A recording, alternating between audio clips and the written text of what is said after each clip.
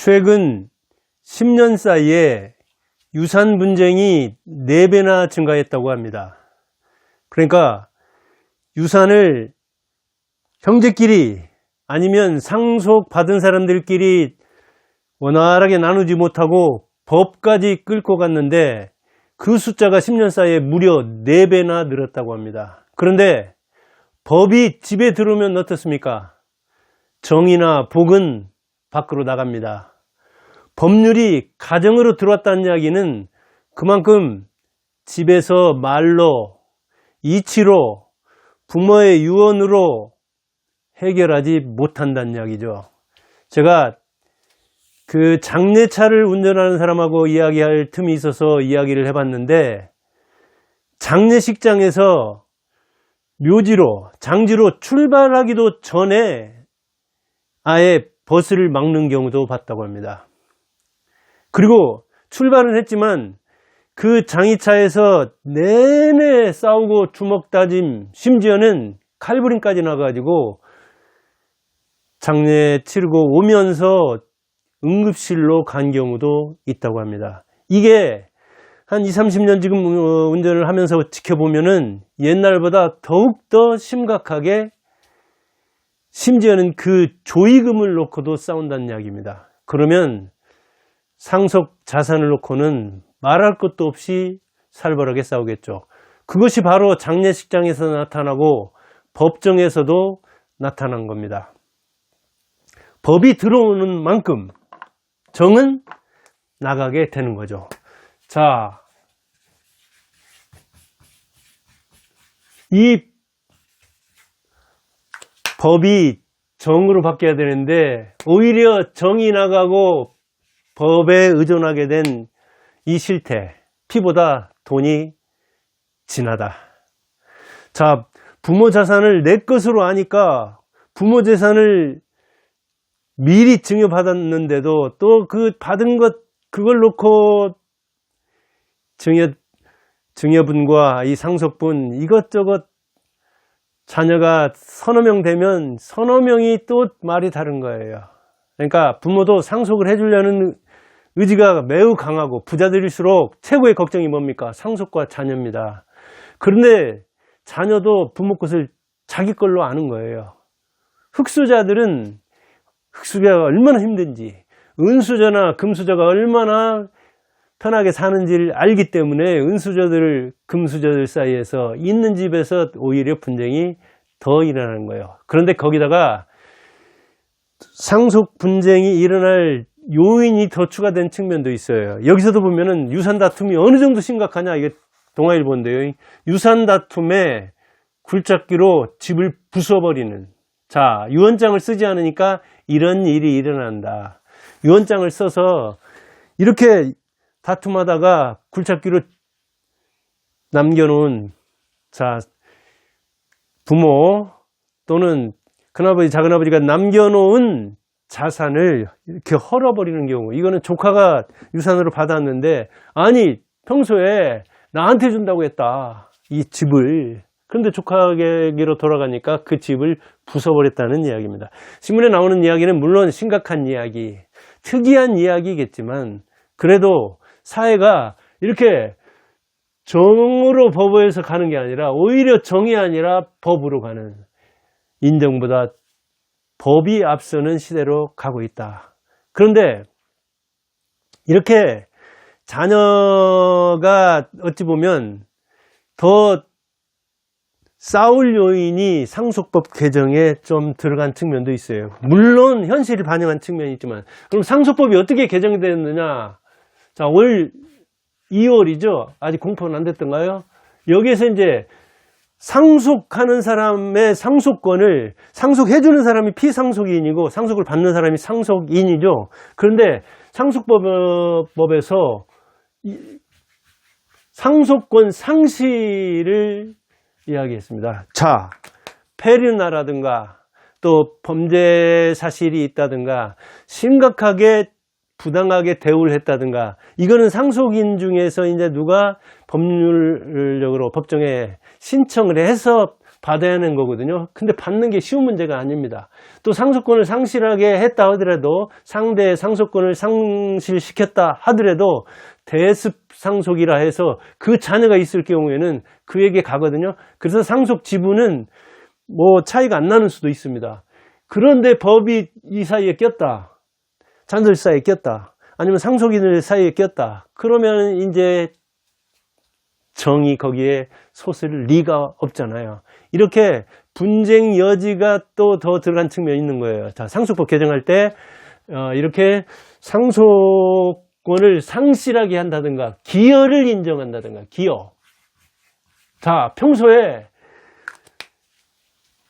누구는 10년 됐는데 20년 됐는데 찾아보지도 않고, 누구는 명절 때도 찾아가고 아플 때도 찾아가고 용돈도 잘 주고, 부모도 어찌 보면 말로 너는 내가 더 분깃을 줘야 되겠다, 너는 참 효자다, 그렇게 평소에 돌아보지도 않는, 연락도 없는 사람과 평소에 기여한 게 분명하게 있는 사람에서는 또 기여분을 인정하는 그런 게 나오는데, 이거 역시 법률을 동원해 가지고 인정받아 가지고 상속 분깃을 더 키우려면은 이거 쉬운 문제는 아닙니다. 법에 가면은 내가 얼마나 잘했는데 하는 게 아니라 법적인 그 입증을 해야 되잖아요. 뭐 이렇게 이체를 했다든가, 무슨 그 서류가 있다든가, 아니면 이렇게 영수증이 있다든가, 그리고 병원에서 이렇게 간병했다는 사실이 있다든가, 이걸 입증을 해야 되는 문제거든요. 그리고 저 상대는 얼마나 자식 같지도 않은, 오히려 짐이 되는 사람이었다는 걸 인정을 해줘야 되거든요, 법원에서. 근데 그거 인정받는 게 쉬운 문제가 아니고, 그 과정까지 가는 건 쉬운 문제가 아닌데, 아무튼 그런 문제가 생겼다. 이런 것은 상속권은 자녀에게도 있지만 부모에게도 상속권이 있잖아요. 그 구하라법 있죠. 가수 구하라가 젊을 때 죽었는데 결혼도 안 하고 죽었기 때문에 당연히 자녀는 없죠.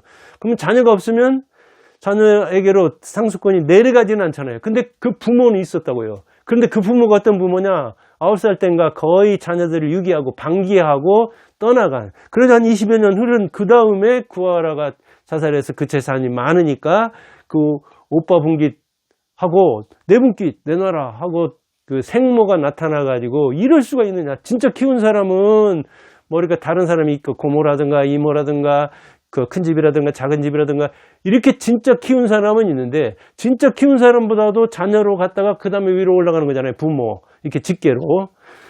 그런 그 부모 같지 않은 부모도 있으니까 자녀의 상속권을 그 상실, 폐지하는 것도 있는가 하면은 부모의 상속권도 그런 데서 나온 거거든요. 그러니까 현실을 반영하는 것이기는 하지만 그것이 법적인 분쟁으로 갈 때는 그게 요란해지는 겁니다.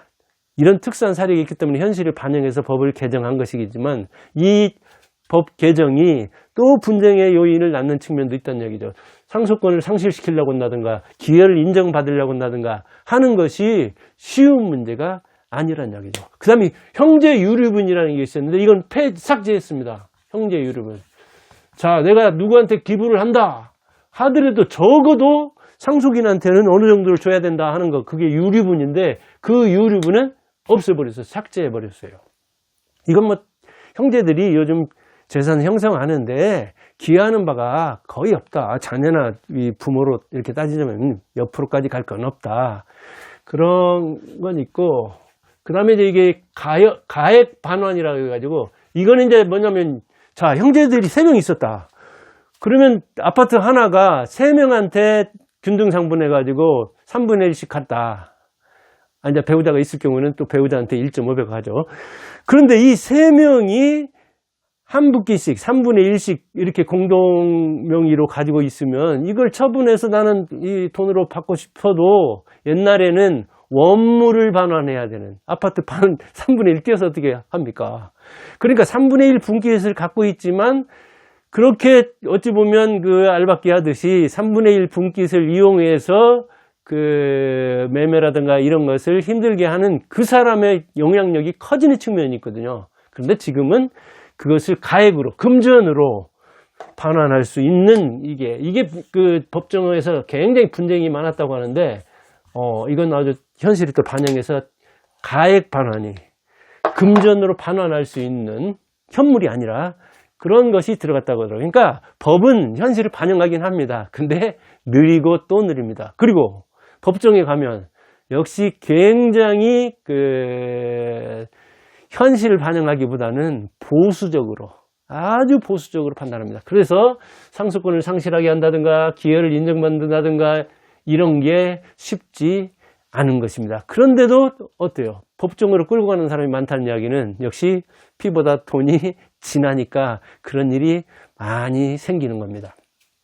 그래서 어쩌라? 유언장을 작성하라. 이게 대안이라는 얘기입니다. 근데 현실적으로 유언장 얼마나 작성할까요? 여러분들 유언장 써본 적 있습니까?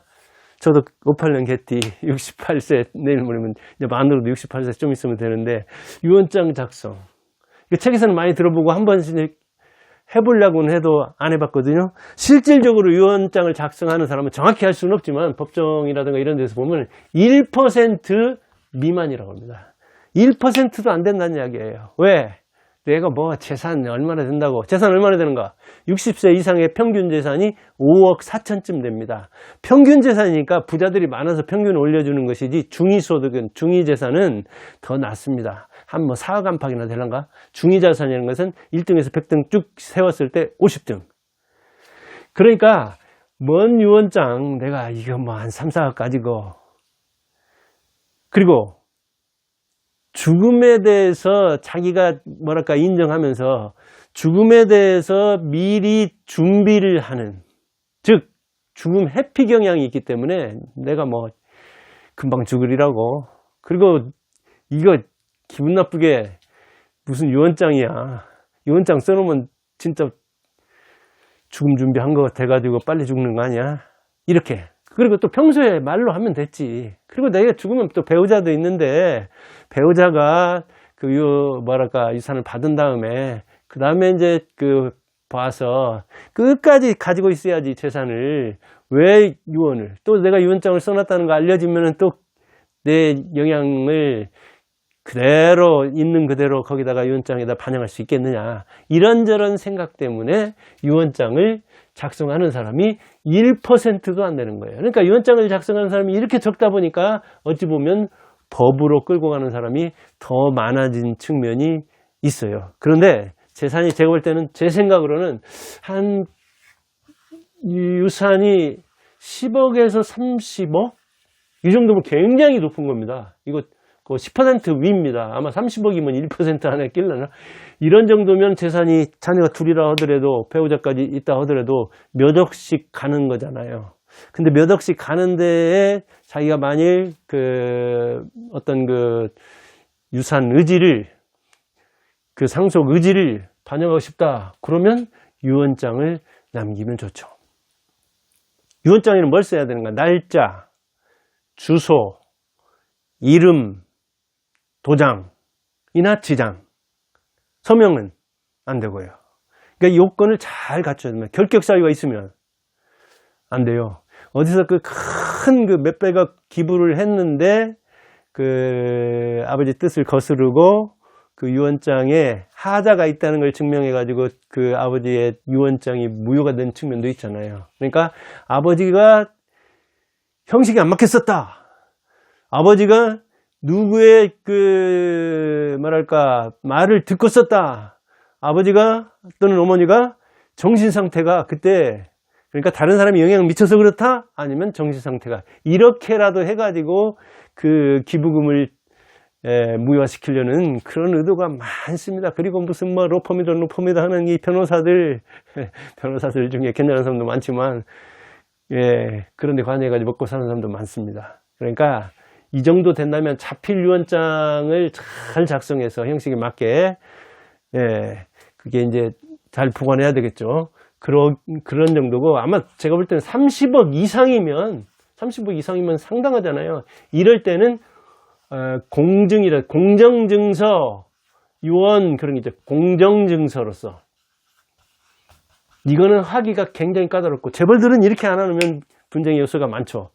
공정증서 유언이라는 것은 이제 2명 정도 이렇게 증인들이 있어야 되고, 그러니까 그 증인을 데리고 가야 되고 또 변호사도 공증해 주는 데가 있죠. 뭐 2명 이상의 변호사가 있는 곳이어야 되고 그다음에 그 형식에 맞게 정확하게 써야 되죠. 물론 그 유언장을 쓰는 방법, 유언장, 자필로, 공정증서도 있고 또 녹화도 있고 뭐 비디오로 찍는다든가 뭐 형식은 4대까지가 되는데 그 중에서도 아주 효력이 유력하고 법원에서도 뒤집힐 염려가 없는 것은 이렇게 공정증서 유언인데 재산이 많은 사람들은 그 다툼도 많을 수 있고 또 다툼도 치열할 수 있으니까 그렇게 해놓는 것이 좋지 않을까. 여러분들 중에 그런 부자가 있으면 30억 이상이라면 자필로는 좀 자기가 그 형식에 잘 맞춰서 쓰는 게 문제가 될 수 있고 또 자기가 자필로 써놔가지고 그게 잘 보관 문제라든가 아니면 배우자의 문제라든가 이런 데서 문제가 생길 수 있으니까 아예 이런 정도가 되면 자기가 합리적인 자율 기준을 잘 정한 다음에 변호사 사무실에 가서 공정증서 유언장을 작성해 놓는 게 무난하지 않을까 그런 생각을 듭니다. 아무튼 유언장을 작성해 놓으면 이 분쟁 요인이 많이 줄어들잖아요. 유언장을 작성해 놓으면. 그래서 법으로 안 끌고 가는 게 좋다니까요. 그러니까 분쟁 요인을 줄이는 방법 중에 유언을 해서 말로 그 임종하는 자녀들이 있다면 그것이 좋을 수는 있지만 그러나 말보다는 100번 글이 더 좋거든요. 그렇게 해서 유언을 한다 하더라도 누가 그 기록을 하게 한다든가 그런데 그런 게 쉽지가 않잖아요. 저도 아버지하고 같이 있고 아버지가 마지막 남긴 말이 몇 시냐? 새벽 2시에 가죠. 2시요. 그게 부자간에 나눈 마지막 이야기입니다. 유언도 못하고 평소에 유언 비슷한 이야기를 하기는 했지만 임종을 지키지도 못한 채 마지막 말이 몇 시냐? 2시요. 그게 부자간에 나눈 마지막 말이거든요. 그래 아버지 그 유언 없었습니다. 유언장 역시 없었습니다. 재산 많지 않았으니까 그냥 그렇게 하여간 됐는데 분쟁 요인을 줄이는데 유언이 굉장히 중요하다. 유언장을 작성하는 게. 더군다나 유언장은 분쟁 요인만 줄여줄 게 아니라 자신을 성찰하게 하는 측면도 있는 거예요. 자성. 자기를 돌아보게 하는 거예요. 자, 내가 마지막 떠나는 날 내 재산, 이 피 같은 돈 이걸 어떻게 나눌 것인가? 내 새끼들한테 무슨 말을 할 것인가? 그런 생각을 하면 나를 돌아보게 되잖아요. 자, 인생은 성과 예술인데 내가 뭘 얼마나 죽으라고 손발이 닳도록 일했는데 얼마나 벌었는가? 그리고 이 재산을 어떻게 줄 것인가? 여기서 지금 유언장 그 얘기를 동아일보에서 하나 예를 이렇게 드러났더라고요. 유언장 해가지고 이렇게 유언장 한번 읽어볼까요? 유언장 했는데 유언장 아무개 내가 이제 쓰는 거예요.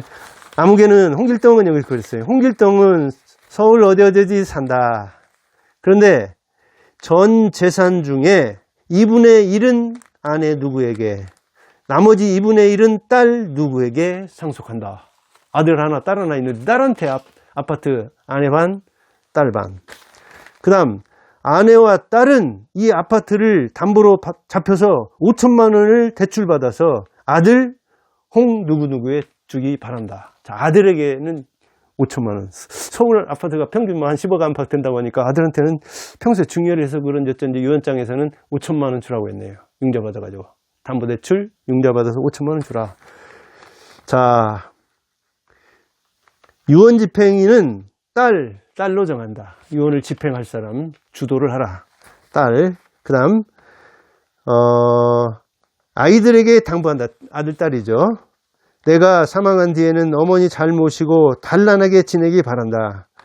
날짜 2026년 몇 월 며칠 서울 주소 서울 어디 그 다음 홍길동 도장 찍거나 지인 날인하거나 서명은 안 된다고요.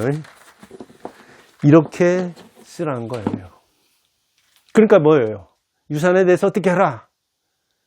그 다음 어떻게 지내라. 그 다음 엄마한테 어떻게 하라. 그리고 아무개 도장 딱 이렇게 했죠. 그게 자필 유언장인 거예요. 뭐 재산이 많으면 많을수록 복잡하겠죠. 조선시대 사람들은 어떻게 재산을 나눴느냐? 그걸 분재기라고 해요. 분재기. 재산을 나누는 기록. 분재기. 이게 유명한 사람들은 엄청나게 재산이 많았거든요. 조선시대 재산은 뭡니까? 예? 땅과 뭐예요? 노비예요, 노비. 땅과 노비가 재산의 주류거든요. 그러면 어디 땅은 누구 주고 누구 두고, 그 다음에 이게 땅이 어디서 왔는가, 어디 출처, 어디서 생긴 그게 땅이고 어떻게고, 그 다음에 누구 개똥이는 소똥이는 말똥이는 이렇게 하는 거예요. 분재기예요. 재산을 나누는 기록이다. 그러니까 분재기 박물관 같은 데 가면은 이렇게 쭉 펴 있거든요. 옛날 이황 있죠. 태계 이황. 엄청난 재력가입니다. 그 분재기 같은 거 보면 어마어마해요. 땅도 많고 노비도 많고. 역시 지금 재벌들 그렇지 않습니까? 얼마나 재산이 많습니까? 그러면 그걸 자기가 자필로 해가지고 하겠어요? 역시 공증을 이렇게 공증위원을 하는 게 좋죠.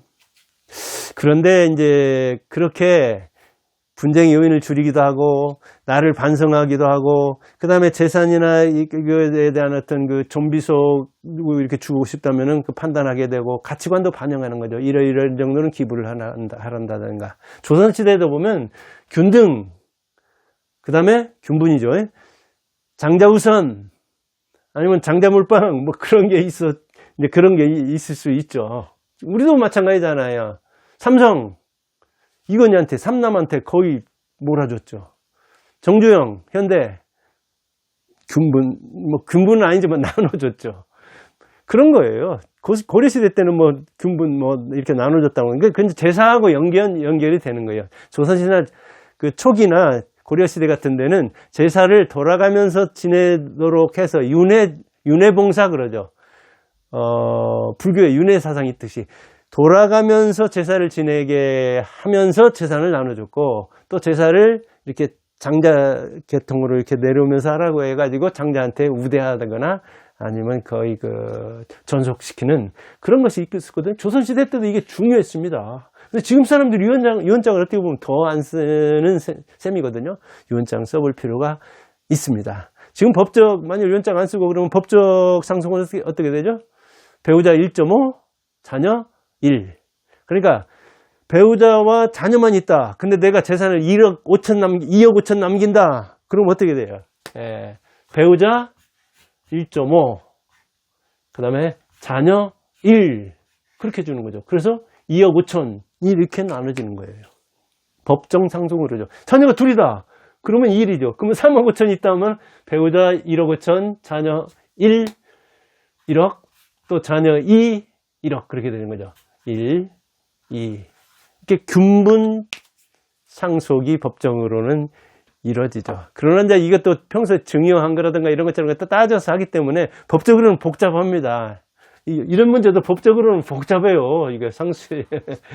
그러니까 저는 법률가 아니고 명색이 인생 성형가인데, 인생을 부드럽게 마무리하려면 어떻게 해야 되느냐 하는 차원에서 유언장을 써보는 것이 자녀의 그 분쟁 소지를 좀 줄이는 데 의의가 있고, 나를 돌아보고, 그 다음에 좀비속을 돌아보고, 재산을 돌아보고, 또 내 가치관을 반성한달까? 아니면 정립한달까? 그런 데에도 도움이 된다는 차원에서, 죽을 때는 사람이 진실해지잖아요. 그리고 죽을 때는 새는 슬퍼진다고 했잖아요. 그런 차원에서 기부를 하려고 한다면은 역시 이런 것도 잘 작성해야 되겠고, 상속보다는 또 나는 내가 번 돈 내가 쓰고 가야 되겠다. 아니요, 내가 조금이라도 아껴서 자녀한테 좀 도와줘야지. 내가 얼마나 부모한테 물려받은 게 없어서 힘들었는고. 그렇다면은 그래야 되고, 이제 상속세 문제라든가 이건 이제 세무사 관련 얘기지는 하지만 그 공제라든가 이런 것처럼 따지면 한 30억도 안 되면, 그러니까 뭐 상속세 문제는 그렇게 크게 걱정 안 해도 됩니다. 그런데 물론 우리나라 최고세율은 50%나 돼가지고, 더군다나 기업 같으면 거기 그 경영권까지 해가지고 55%던가요? 세계적으로 아주 높은 수준입니다. 일본 다음에 가산세까지 하면 우리나라 최고던가요? 이게 좀 이 자산이 이렇게 뭐랄까 사회에 기여하는 측면을 고려한다면은 기업 상속세 같은 것은 너무 좀 세지 않나 그런 생각 듭니다. 자, 오늘은 집으로 자꾸만 법이 들어가려고 하는데 법이 집으로 들어가려고 하면 복은 나간다. 정은 나간다. 그런 차원에서 집으로 법을 안 끌어들이고 피보다 이 진한 돈 문제 가지고 자녀들이 안 싸우게 하려면 어떻게 해야 되겠느냐. 유언장을 작성을. 그 유언장마저 무시? 그래가지고 유언장의 이 형식이나 이런 걸 막 문제 삼으려고 한다? 참 그러면 어렵죠. 그런데 돈이 얼마나 강한지 그런 짓까지도 생기는 것이 사실이거든요. 그런데 유언장마저 없다면 더욱더 치를 수 있죠. 평소에 잘 자녀를 관리하는 게 중요하고 이 시대에 이 돈의 힘을 어떻게 하면 그 자녀들에게 뭐랄까 긍정적으로 돈이 작용하도록 그리고 마지막에 갈 때는 재산이 좀 있다 상속할 게 좀 있다 하면 어떻게 깨끗하게 잘 마무리를 하고 잘 넘겨주고 갈 것인지를 생각해보자는 차원에서 오늘은 상속 문제를 이야기해 봤습니다. 감사합니다.